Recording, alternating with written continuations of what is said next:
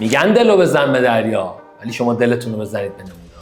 تست 123 از آزمون ماست. یه تابع قراره وارون خودشو ببینیم چند جا قطع میکنه. چیکار کنیم؟ اکیداً سعودیه. پس وارونشو کجا قطع میکنه؟ وای مساوی ایکس. بیایم تابعمون رو مساوی x قرار بدیم. بفرمایید. 1 منهای رادیکال 1 منهای x مساوی x. چه کنم؟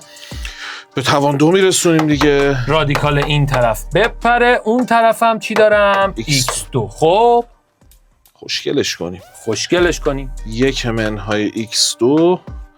x هم حواسمون هست مثبت دیگه، چون برابر یک رادیکالیه. این بهترین راه اینه که بکشیم.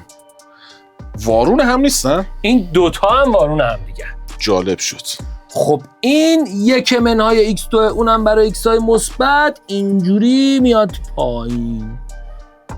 از اینجا اتفاقا طول از مبدا و عرض از مبداش هم جفتشون یکه. آره 0 بذاریم 1 بذاریم که خیلی واضحه جواب دیگه. خب مگه نگفتیم تابعای نزولی هم اگه وارونشون رو بخوان قطع کنن روی y مساوی x قطع میکنن، جاهای دیگه هم هست. اگه قطع بکنن y مساوی x رو بله. خب الان y مساوی x رو قطع کرده، پس این یه دونه، این دوتا هم که تابلوه. عدد فرد دیگه هم تو گزینه ها نداریم بیشتر از 3. نه دیگه جواب ها نسبت به این باید متقارن باشه. پس یه یکی یه جفت.